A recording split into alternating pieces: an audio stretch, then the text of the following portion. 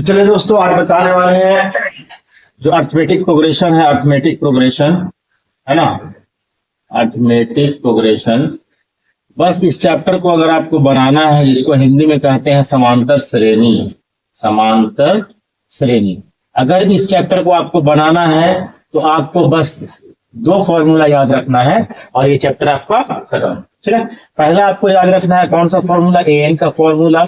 इसका फॉर्मूला क्या होता है, a plus N minus one into d होता है ना, जिसमें ए एन लास्ट टर्म होता है, ए फर्स्ट टर्म होता है, एन नंबर ऑफ टर्म्स होता है और डी क्या होता है, कॉमन डिफरेंस होता है, सार्वंतर होता है। ठीक है, अच्छा दूसरा फॉर्मूला आपको क्या याद रखना है, एक इसी का फॉर्मूला एक और है, वो भी बता देते हैं। अगर आपको लिखना है ए फाइव, फिफ्थ टर्म लिखना है तो इसको हम लोग लिख सकते हैं ए प्लस फोर डी।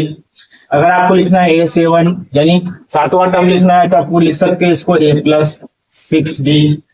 ये इसी से निकल के आता है। चलिए, इसके बाद आपको जो दूसरा फॉर्मूला है वो है सम का फॉर्मूला, एस एन का फॉर्मूला। एस एन का दो फॉर्मूला होता है, एक होता है N by two, S N मतलब होता है योग, सभी पदों का योग या सम ऑफ टोटल टर्म्स। ठीक है, एन बाई टू इंटू होता है two A plus N minus one into D. ये होता है आपका सम का फॉर्मूला। ए फर्स्ट टर्म होता है, प्रथम पद इन नंबर ऑफ टर्म्स होता है, पदों की संख्या, और डी क्या होता है, कॉमन डिफरेंस होता है। ठीक है, इसका एक और फॉर्मूला होता है, अगर फर्स्ट टर्म और लास्ट टाइम हम लोग को पता रहे तो वो फॉर्मूला होता है ए प्लस एल।